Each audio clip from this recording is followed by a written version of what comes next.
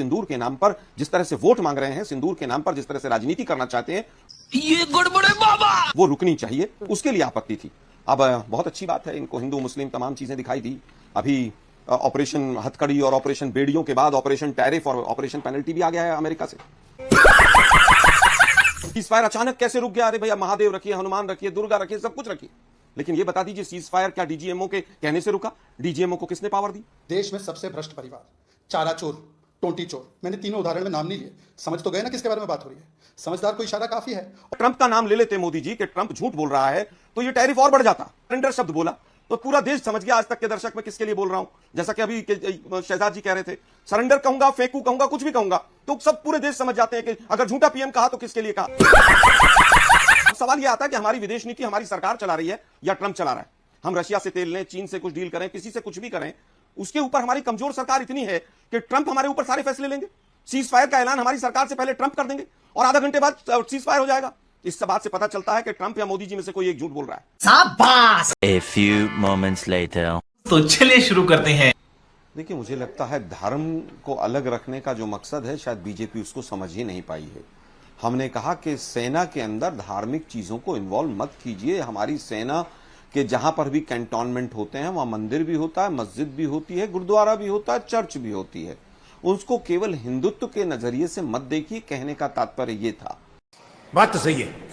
सिंदूर से किसी को आपत्ति नहीं थी, ऑपरेशन सिंदूर रखा किसी ने नहीं कहा, लेकिन जब बीजेपी वाले घर घर सिंदूर बांटने निकल लिए और सिंदूर के माध्यम से वोट मांगने लगे तब सबको दिक्कत आई। सही पकड़े हैं कि ये पुड़िया जो सिंदूर की बट रही है, और बिहार से तो आप भी आती हैं, बिहार में जो जो हुआ और बिहार की महिलाओं ने जिस तरह से इनके बीजेपी के तमाम नेताओं को गली मोहल्ले में दौड़ाना शुरू किया, उस पर आपत्ति थी कि आप सिंदूर के नाम पर जिस तरह से वोट मांग रहे हैं, सिंदूर के नाम पर जिस तरह से राजनीति करना चाहते हैं, ये गड़बड़े बाबा, वो रुकनी चाहिए, उसके लिए आपत्ति थी। अब बहुत अच्छी बात है, इनको हिंदू मुस्लिम तमाम चीजें दिखाई दी। अभी ऑपरेशन हथकड़ी और ऑपरेशन बेड़ियों के बाद ऑपरेशन टैरिफ और ऑपरेशन पेनल्टी भी आ गया है अमेरिका से। ये पूरी तरह से जीता जागता उदाहरण है कि पहले हमारे नागरिकों को हथकड़ी और बेड़ियां लगाकर भेजा और आज टैरिफ और पेनल्टी की भी घोषणा कर दी। वो जो नमस्ते ट्रंप और मेरे माय डियर फ्रेंड डोनाल्ड और पता नहीं कौन कौन सा चल रहा था 2 साल से, और यहां पर भी पूरे उसके लिए हवन किए गए। आरएसएस और तमाम लोग हवन कर रहे थे कि ट्रंप जीत जाए। तू समझा? हाँ। नहीं, तू समझा नहीं। ये फेल विदेश नीति का एक पूरा जीता जागता उदाहरण है, और किस तरह से उनको तमाम चीजों को डाइवर्ट किया जाए उसका एक अलग से रास्ता निकाल लीजिए कि तमाम चीजों को आप अब प्रश्न चिन्ह के माध्यम से जनता के बीच में रख दीजिए। तमाम घोषणाएं हुई, कल सिक्योरिटी लैप्स कैसे हुआ किसी को नहीं पता। क्या मोदी जी का दौरा जम्मू कश्मीर का रोका गया था, किसी को नहीं पता। यही नहीं, अभी और सुनिए। झूठ को झूठ कहने का 56 इंच और विश्वगुरु में हिम्मत नहीं है कि अगर ट्रंप झूठ बोल रहे हैं तो एक बार कह देते, आप क्या दिक्कत थी। कल का भी पूरा जो प्रोसेस दिखा वो करेज से ज्यादा कवर अप नजर आया कि किस तरह से कवर अप किया जाए। 100 दिन के बाद संयोग हुआ, प्रयोग हुआ, वो पूरा देश आज गली मोहल्ले में चर्चा कर रहा है कैसे हुआ ये। शाबाश। सीज फायर अचानक कैसे रुक गया? अरे भैया, महादेव रखिए, हनुमान रखिए, दुर्गा रखिए, सब कुछ रखिए, लेकिन ये बता दीजिए सीज फायर क्या डीजीएमओ के कहने से रुका? डीजीएमओ को किसने पावर दी? क्या डीजीएमओ को डिफेंस मिनिस्टर ने पावर दी थी? पाकिस्तान के ठिकाने 21 से घटकर 9 क्यों हो गए, इसका उत्तर नहीं है। आप दुर्गा मां पे रखिए, सब पे रखिए आप, लेकिन इसका उत्तर दे दीजिए भाई 21 ठिकानों पे जो अटैक होना था वो 9 कैसे हो गया, उसकी कोई बात नहीं। ये गड़बड़े बाबा। आपने कहा कि हम डीजीएमओ के कहने पर ऐसा हुआ है। हम पूछ रहे हैं भाई कौन सी शर्तें थी ऐसी जिसके आधार पर आपने कर दिया? आपने कहा कि हमने तो पूरा पहले ही चेता दिया था कि युद्ध हमारा मकसद नहीं, पीओके हमारा मकसद नहीं।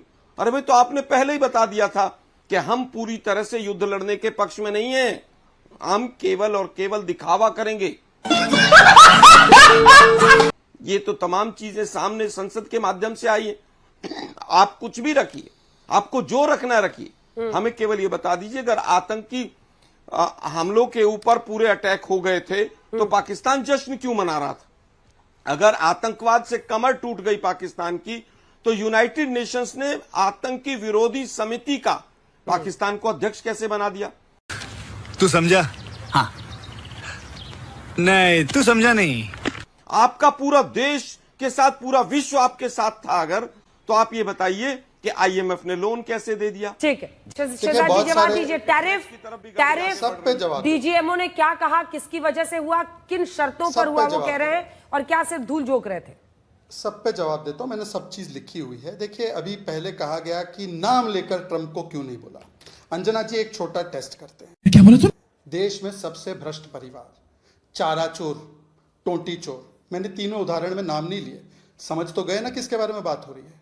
समझदार को इशारा काफी है, और ना समझ जो बनते हैं उनको तो सोने की एक्टिंग करनी है, उनको चाहे जितना जगह वो नहीं जगते। अच्छा, ट्रंप से सीधे मुंह बात करने की बात हो रही है, तो मैं बताना चाहता हूं कि 1971 में कैसी बात होती थी। हमने तो उस समय पाकिस्तान के 2 टुकड़े किए थे ना।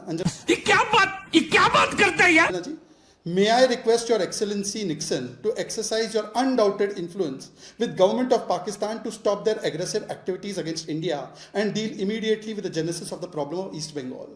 ये तो आयरनी लेडी लग रही है, आयन लेडी तो कम ही लग रही है। देखिए, नाम किसी का नहीं लिया, पर सब समझ रहे हैं मैं किसके बारे में क्या चर्चा कर रहा हूं। 93,000 सोल्जर लौटा दिए आपने, 15,000 स्क्वायर किलोमीटर लौटा दी। उसी समय ले लेते ना पीओके। ये चुप है। उस समय क्यों रुक गए भाई? उस समय तो पाकिस्तान के 2 टुकड़े कर दी थी ना सैम मैनेक्शॉ। पर सैम मैनेक्शॉ जी ने ही समझाया है कि जो हमने कमाया था मैदान में, वो किसने कैसे शिमला एग्रीमेंट में गवाया और क्या शब्द इस्तेमाल किए, मैं दोहराना नहीं चाहता। अब बोलूंगा तो अब भड़क जाएंगे। धर्म के नाम पर हमारा देश चलता है, इसीलिए राम राज्य की कल्पना महात्मा गांधी ने की। हम धर्म निरपेक्ष नहीं, हम पंथ निरपेक्ष देश झूठ बोलो, बार बार झूठ बोलो, है। धर्म से अधर्म की ओर चले जाएगा। आलोक जी जवाब दीजिए। और देखिए, पृथ्वीराज चौहान तक का आपके नेता अगर कह रहे हैं कि नाम मुझे लगता है ऑपरेशन महादेव नहीं होना चाहिए था। नहीं, आप सवाल सुनिए। ऑपरेशन महादेव नाम नहीं होना चाहिए था, तो कुछ तो सोच होगी ना पार्टी की। या तो संजय राउत गलत कह रहे हैं, संजय सिंह गलत कह रहे हैं, पृथ्वीराज चौहान गलत कह रहे हैं। ये क्या बात करता है यार? आप तो टीवी पर बैठ के कह रहे हैं कि नहीं कोई दिक्कत नहीं है नाम से, लेकिन उन्होंने कहा है 1971 में ऑपरेशन ट्राइडेंट किसने नाम दिया था? ट्राइडेंट का मतलब त्रिशूल ही होता है। अंग्रेजी में एक ट्राइडेंट कर देने से कुछ बदल थोड़ी जाता है। देखिए, मैंने तो स्वयं कहा कि पूरे नाम होने चाहिए, और जो भी धर्मों के हमारे जो भी तमाम हमारे यहाँ पर धर्म हैं, उनके जो भी अच्छे धर्म प्रतीक हैं, और जहां पर भी विजय की बात आती है, सभी धर्म प्रतीकों को इस्तेमाल किया जाना चाहिए। उसमें कहीं कोई मुझे आपत्ति नजर नहीं आती है। बात तो सही है। और पहले भी किए गए हैं और आगे भी किए जाएंगे।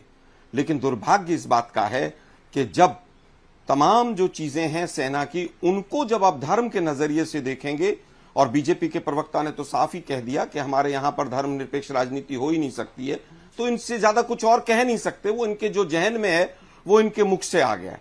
मैं तो सीधा सीधा सवाल पूछ रहा हूं कि भाई, किस तरह से चीन 80% जो हथियार पाकिस्तान को दे रहा था, सही पकड़े हैं, उसको आपने वीजा, ऑपरेशन सिंदूर चल रहा है और आपने उनके नागरिकों को वीजा देना शुरू कर दिया, उसका कोई उत्तर नहीं। आपने एक सवाल टैरिफ और पेनल्टी पर पूछा, उस पर एक शब्द नहीं बोलेंगे। अमेरिका से बहुत डरते हैं ये। अगर ट्रंप का नाम ले लेते मोदी जी कि ट्रंप झूठ बोल रहा है, तो ये टैरिफ और बढ़ जाता। ये गड़बड़ है बाबा। कहीं ना कहीं वो और सच बोलता, जैसा कि राहुल गांधी जी ने कहा है, वो इनकी और पोल पट्टी खोल देता। इसलिए डरते हैं, सरेंडर करते हैं ट्रंप के सामने, इसलिए कुछ नहीं बोलते हैं। अब मैंने सरेंडर शब्द बोला तो पूरा देश समझ गया आज तक के दर्शक मैं किसके लिए बोल रहा हूं। जैसा कि अभी के शहजाद जी कह रहे थे, सरेंडर कहूंगा, फेंकू कहूंगा, कुछ भी कहूंगा, तो सब पूरे देश समझ जाते हैं कि अगर झूठा पीएम कहा तो किसके लिए कहा। लेकिन आज का विषय वो नहीं। आज का विषय सीधा सीधा यह है कि क्या आतंकवाद समाप्त हो गया, क्या मकसद पूरा हो गया। अरे भाई, मकसद अगर पूरा हो गया तो 21 से ठिकाने जो 9 हुए, उसकी परमिशन किसने दी? ये पेपर लीक किसने किया? क्या फाइनेंस मिनिस्टर को प्रधानमंत्री मोदी ने फॉरेन मिनिस्टर को कहा कि आप उनको पहले ही फोन करके बता दीजिए? क्या कैबिनेट का फैसला था? कल रक्षा मंत्री महोदय ने, डिफेंस मिनिस्टर महोदय ने कहा कि हमने उनको बोल दिया था कि वी डोंट वांट एस्केलेशन। अरे भाई, आप एस्केलेशन नहीं चाहते थे, आप युद्ध नहीं चाहते थे, आप पीओके नहीं लेना चाहते थे, तो 2024 में चिल्ला चिल्ला के क्यों कह रहे थे कि 6 महीने की मोदी जी की सरकार आ जाने दीजिए, 6 महीने में पीओके हमारा होगा? तू समझा? हाँ। नहीं, तू समझा नहीं। वोट तो इस बात पर मांग रहे थे आप, और उसके बाद फिर सरेंडर कर दिया। हमारी सेना बहादुरी के साथ लड़ रही थी, उसको नमन हम करते हैं पूरी तरह से, लेकिन उनको किसने कहा कि केवल मिलिट्री जगह पर करना है, रेस्ट्रिक्ट किसने किया? सवाल सीधा है कि सेना के हाथ किसने बांधे? अरे हम तो फकीर आदमी हैं, झोला लेके चल पड़ेंगे जी। हमें कहां परेशानी होती है? नहीं, हमें कहां परेशानी होती है? तो सरकार को परेशानी हो रही है। सरकार तो कह रही है हमने युद्ध किया ही नहीं। आप क्यों कह रहे हैं युद्ध किया? डिफेंस मिनिस्टर संसद में खड़े होकर कह रहे हैं कि हमने मिलिट्री एक भी जगह पर ठिकाने पर अटैक नहीं किया, और आप कह रही हैं कि उन्होंने अटैक किया है। पहले तारतम्य बैठा लीजिए। गलत आप कह रहे हैं, तारतम्य बैठा हुआ है, आपकी जानकारी का अभाव है। आपको फिर से बता दूं, गृह मंत्री से लेकर रक्षा मंत्री राजनाथ सिंह, एस जयशंकर, सभी ने उन 9 ठिकानों को गिनाया है देश की संसद में, जो कि सैन्य ठिकाने थे पाकिस्तान के। और मैंने युद्ध शब्द नहीं बोला, मैंने बोला कि मिलिट्री ऑपरेशंस। मैंने यही कहा कि भारत ने जो किया है, भारत की फौज ने किया है। कब हमने हमला किया था बोला? एक तो अपना सवाल सुनने की जो क्षमता है वो ठीक से रखिए खोलकर, फिर सवाल का जवाब दीजिए। ये क्या बात करता है यार? कई बार यूपीए शासन में भी आतंकी हमले हुए। कब भारत ने न्यूक्लियर पावर्ड पाकिस्तान के सैन्य ठिकानों पर हमला किया था? देखिए, मुझे लगता है कि सैन्य ठिकानों पर तो अभी भी हमला नहीं हुआ है। अभी हुआ है क्या हमला? अगर हुआ हो तो मैं इस सवाल का भी जवाब दे देता हूं। क्या सैन्य ठिकानों पर हमला हुआ है, हाँ या ना? मैं आप बता दीजिए। बिल्कुल हुआ है। मैंने सैन्य ठिकानों पर हुआ है, सैन्य ठिकानों पर ही हुआ है। झूठ बोल रहा है। पूरी लिस्ट आपको बता देते हैं, ग्राफिक्स में लिखकर भी दिखा देंगे। मुझे नहीं लगता कि सैन्य ठिकानों पर ही हुई है। सरगोधा क्या है? सरगोधा में क्या है? सरगोधा में क्या है बताइए ना। नूर खान एयरबेस क्या है? उससे पहले भी सुनिए ना। क्या आप सवाल, जब आप उल्टा सवाल करने लगते हैं तो आपको सुनना पड़ेगा ना। सरगोधा में क्या है?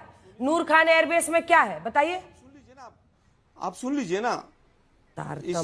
इससे पहले सर्जिकल स्ट्राइक भी हुई है, आर्मी ठिकानों पर भी अटैक हुए हैं, लेकिन दुर्भाग्य यह है कि इतनी कमजोर सरकार नहीं आई जो फौज के पीछे छुप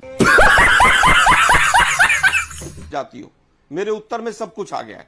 अब सवाल यह आता है कि हमारी विदेश नीति हमारी सरकार चला रही है या ट्रंप चला रहा है?